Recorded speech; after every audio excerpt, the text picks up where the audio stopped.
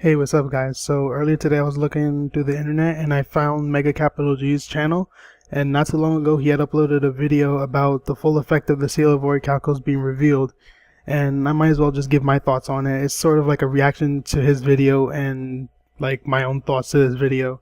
So the seal of Orichalcos isn't a broken card like most people would think, like the anime, but it is a good card, but not all decks would be able to support it.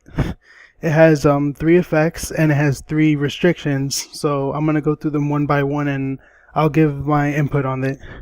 So it's a field spell card, as most of you would already know, and its first effect is all monsters you currently control gain 500 attack.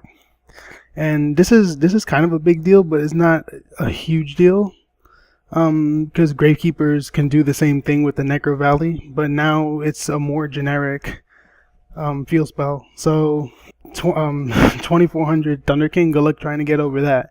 Some like stuff like that. 2400 Thunder Kings, little beaters become like big threats. So overall it's good. Like, it can cause problems, you know. It's good. It's not broken, but it's good. The second effect, once per turn this card cannot be destroyed by card effects. This is huge. It's not like a card that can take 2 hits and it's done. Like, you have to save up your resources, and you have to hit it twice in one turn in order to take this field spell off the field. Either that or throw your own field spell over it, but not every deck would run field spells. So basically, you would, if you want to get this, if this thing is actually becoming such a problem to you, you would have to save up your MSTs or MST and a heavy, and just like MST heavy and get this thing off the field. So this effect is really big.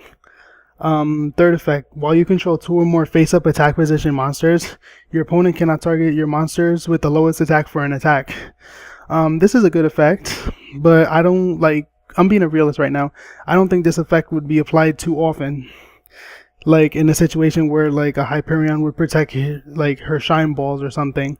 Usually being real, like, I think that the only deck that would be able to run this card effectively would be Malefics, and Malefics has no weak monsters, but I don't think this effect would be applied too greatly. But it is a good effect if another deck would support this card and surprise the heck out of me. Now comes the restrictions. When this card is activated, destroy all special summon monsters you control. This is pretty big, and this is one of the big reasons why not all decks can support this card. You're eventually gonna blow up your home field, because you know how big not synchros anymore, but you know how big seizing is in this format, and some decks still do synchro and fusion. So this effect is big, and it's gonna greatly affect what decks will and will not run this card. In the Malefic case, this sets up some nasty combos with the Malefic Truth Dragon. Let's say you have a Malefic on the field, like any Malefic. You play the Seal of Orichalcos, destroy your own Malefic, and then pay half, and then get the Truth Dragon out from anywhere. Truth Dragon is a if you can effect, so it will not miss timing. So this is a pretty nasty combo to get your weak Malefic on the field and get like a nice 5500 beater and just end the game right there. So that's one of the rare circumstances where you can take advantage of that drawback. The next drawback is you cannot special summon monsters from your extra deck. This is another huge factor in determining whether or not this card will be used in a particular deck.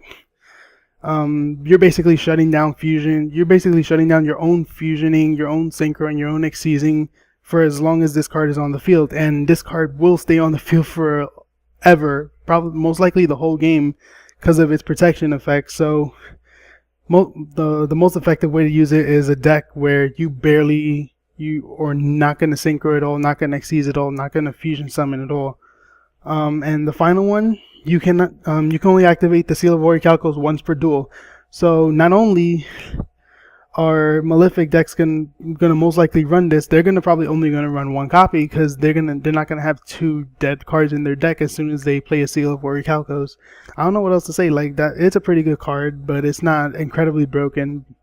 And for the decks that do use it, like, they're gonna get a major boost, and that's what I think. So I'll see you guys later.